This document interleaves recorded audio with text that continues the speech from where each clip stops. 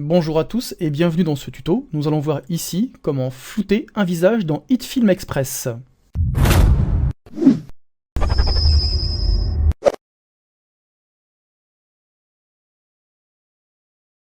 Donc pour cet exercice, je vous propose deux versions. Une version rapide pour ceux qui connaissent bien HitFilm et ensuite une version plus courte dans laquelle je détaillerai davantage. Donc là j'ai créé un composite shot et j'ai glissé ma vidéo. Je suis dans ma timeline, je l'ai mise au tout début et je vais utiliser l'outil tracking. Donc je clique sur track, je vais maintenant positionner mon tracker.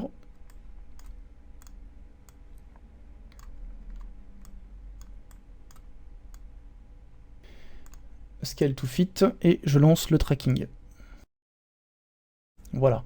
Maintenant je vais créer un new layer de type point. Je resélectionne mon tracker, je vais dans Layer, None et je choisis mon calque New Point et je fais Apply. Ce qui permet de copier toutes les keyframes que l'on a créées ici sur New Point. Voilà, ici. Maintenant, je vais créer un layer de type Grade.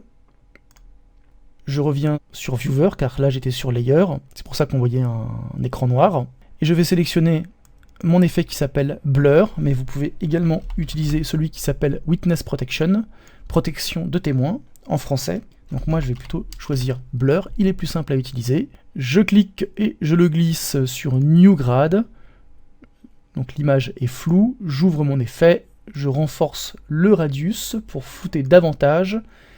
Et maintenant je vais donc sélectionner New Grade, je prends l'outil masque elliptique et je fais ma sélection. Voilà, donc maintenant je vais sélectionner le masque et je le repositionne correctement.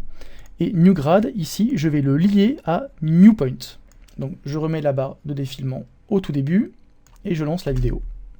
Et je suis bien avec le visage flouté grâce au tracking et grâce à tous mes calques que j'ai créés. Voilà. Donc là, le tracking, vous ouvrez votre vidéo. Dans Track, vous cliquez sur plus. Et là, vous avez l'onglet Tracked ici présent. Alors, je vais zoomer. Je prends ma cible.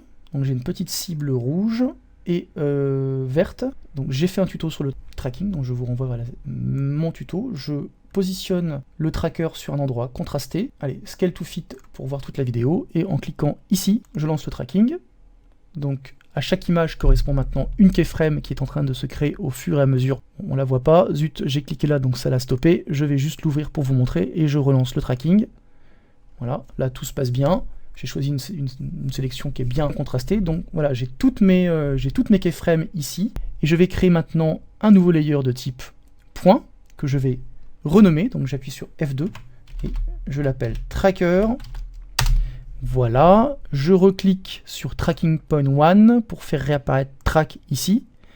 Dans Layer, je vais sélectionner mon tracker, qui est ce calque-là. Et je vais faire Apply. Et en faisant Apply, alors j'ouvre les propriétés du calque tracker. Toutes ces keyframes ici présentes vont se copier automatiquement sur le tracker de type point. Allez, j'y vais. Voilà. Maintenant, je vais créer un layer de type Grade, mais avant, je vais cliquer sur Viewer en haut, parce que j'étais sur Layer. Donc, je crée un nouveau layer de type Grade. Alors, Grade, ça permet d'appliquer des effets à tous les calques qui sont en dessous de ce calque-là.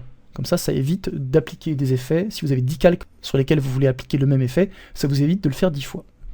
Donc, New Grade, donc je vais le renommer F2. Et ça, c'est mon blur, c'est mon flou en anglais. Maintenant, je vais aller chercher mon effet, donc qui s'appelle blur. Je clique et je le glisse sur grade et automatiquement, ça me floute toute mon image. Mais je veux ne flouter qu'une sélection. Alors d'abord, je vais renforcer le flou.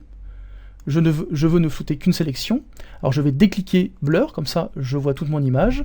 Je clique bien sur mon calque grade. Je prends l'outil elliptique, voilà. Et maintenant, je vais faire ma sélection. La voici. Je réactive l'effet blur. Et on voit bien que l'effet blur ne s'applique que sur ma sélection, que sur mon masque. Voilà.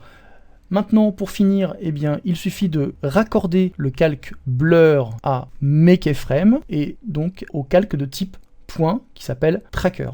Je remets la barre d'avancement à 0, je lance la vidéo, et vous avez un visage totalement flouté. Voilà, j'espère que cette vidéo vous a plu. Je vous dis à très bientôt pour d'autres tutos.